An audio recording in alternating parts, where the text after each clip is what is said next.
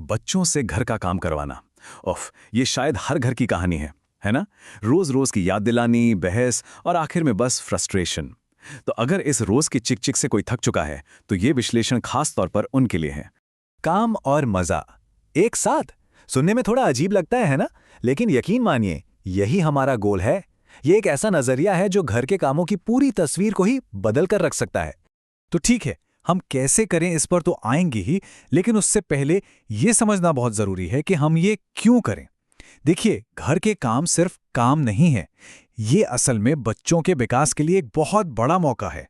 हाँ, सही सुना, सिर्फ 3 साल की उम्र से। सोचिए, ये छोटी छोटी आदतें आगे चलकर स्कूल, काम और यहाँ तक कि रिश्तों में भी सफलता की नींव रखती हैं। ये उन्हें जिंदगी की असली चुनौतियों के लिए तैयार करती हैं। अब जरा इन फायदों पर नजर डालिए। ये सिर्फ कमरा साफ करना या बिस्तर ठीक करना नहीं है। नहीं, इससे कहीं ज्यादा है। इससे बच्चों में सेल्फ एस्टीम बढ़ता है, जिम्मेदारी का एहसास होता है और सबसे बड़ी बात, वो मुश्किलों से निपटना सीखते हैं। ये वो लाइफ स्किल्स हैं जो उन्हें एक कामयाब और इंडिपेंडेंट अडल्ट बनाएंगे। तो ठीक है, क्यों तो अब साफ हो गया है। अब आते हैं सबसे मजेदार हिस्से पर, कैसे। और हमारा पहला और शायद सबसे पावरफुल टूल वो आता है सीधे खेलों की दुनिया से। ये गेमिफिकेशन शब्द सुनने में थोड़ा भारी लग सकता है, पर इसका मतलब बहुत सिंपल है। इसका मतलब है किसी भी बोरिंग काम को एक मजेदार खेल में बदल देना। बस कैसे? उसमें पॉइंट्स, बैजेस या लीडर बोर्ड जैसी चीजें जोड़ के। तो चलिए इसका पहला एलिमेंट देखते हैं, बैज और रिवॉर्ड्स। ये सबसे आसान पर बहुत असरदार तरीका है। देखिए, ये कितना सिंपल है पर कितना ब्रिलियंट। एक मामूली सा स्टिकर चार्ट असल में एक पावर पैक्ड बैज सिस्टम बन जाता है। हर स्टिकर एक छोटी सी जीत की तरह है, एक वेल डन की तरह। और यही छोटी छोटी जीतें बच्चों को और भी काम करने के लिए मोटिवेट करती हैं। अच्छा, अब आते हैं दूसरे एलिमेंट पे, थोड़ा सा कंपटीशन और ढेर सारा मजा। क्योंकि जब काम एक खेल बन जाए तो फिर भला कौन हारना चाहेगा। ये वाला आइडिया तो मेरा फेवरेट है। जरा सोचिए, जुराबे तह करने जैसा बोरिंग काम एक फैमिली गेम बन गया। यहां मकसद अब सिर्फ जुराबे तह करना नहीं है, मकसद है गेम जीतना। देखिए कितना बड़ा फर्क आ गया। चलिए अब थोड़ा और क्रिएटिव होते हैं।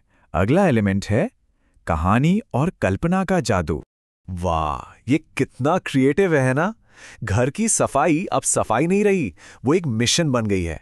इंस्पेक्टर डी क्लटर बनकर सामान उठाना एक बोझ नहीं बल्कि एक एडवेंचर लगता है।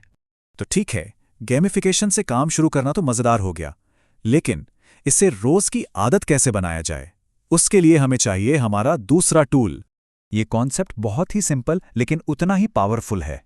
आइडिया यह है कि एक नई आदत को अपनी किसी पुरानी पक्की आदत के साथ चिपका दो। मतलब एक ऐसी आदत जिसे करने के लिए सोचना भी नहीं पड़ता। इसका फॉर्मूला तो और भी आसान है। बस अपनी कोई एक पुरानी आदत पकड़िए, जैसे कि रोज सुबह ब्रश करना, और फिर अपनी नई आदत को बस उसके ठीक बाद या ठीक पहले जोड़ दीजिए। यहाँ कुछ बहुत अच्छे एग्जाम्पल्स हैं, जैसे नाश्ता खत्म करने के बाद मैं अपना लंच बॉक्स बैग में रखूंगा या रखूंगी। इससे वो अरे बाद में कर लूंगा वाली बात ही खत्म हो जाती है, क्योंकि एक काम खत्म होते ही तुरंत दूसरा शुरू हो जाता है। कोई सोचने का टाइम ही नहीं। ओके, तो अब हमारे पास दो जबरदस्त टूल्स हैं, एक गेमिफिकेशन और दूसरा हैबिट स्टैकिंग। अब देखते हैं कि इन दोनों को मिलाकर एक पूरा गेम प्लान कैसे तैयार होता है। तो इसे ऐसे समझिए, गेमिफिकेशन वो चिंगारी है जो काम को शुरू करने में मजा लाती है, और हैबिट स्टैकिंग उस चिंगारी को एक आदत की आग में बदल देती है। और जब ये दोनों साथ मिलते हैं तो समझिए जादू हो जाता है। और रुकिए, इस पूरे सिस्टम को और भी मजबूत बनाने के लिए एक सीक्रेट हथियार भी है, और वो है म्यूजिक। सोचिए, जैसे ही एक खास क्लीनअप सॉन्ग बजता है, दिमाग को अपने आप सिग्नल मिल जाता है कि चलो भाई, अब सफाई का टाइम हो गया। इससे सारी बहस, सारा नाटक ही खत्म, क्योंकि अब ये एक मजेदार रूटीन का हिस्सा है। तो देखिए, फर्क साफ है। एक तरफ है पुराना तरीका, रोज की चिक चिक, गुस्सा और फ्रस्ट्रेशन, और दूसरी तरफ है ये नया फ्रेमवर्क जिसमें खेल है, आदतें हैं और म्यूजिक जैसे पॉजिटिव ट्रिगर्स हैं। लेकिन एक मिनट, ये सब करते हुए ये मत भूलिएगा कि असली मकसद सिर्फ एक चमचमाता हुआ घर नहीं है। असली इनाम वो तो कुछ और ही है। असली गोल है ऐसे बच्चों की परवरिश करना जो जिम्मेदार बने, जिनमें आत्मविश्वास हो और जो आत्मनिर्भर हो। जब बच्चे घर के कामों में हाथ बटाते हैं ना, तो उन्हें महसूस होता है कि वो इस परिवार का एक जरूरी हिस्सा है। और सच कहूं तो असली जीत यही है।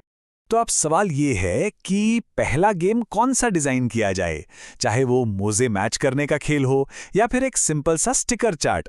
याद रखिए, एक छोटा सा मजेदार कदम भी एक बहुत बड़े और पॉजिटिव बदलाव की शुरुआत कर सकता है।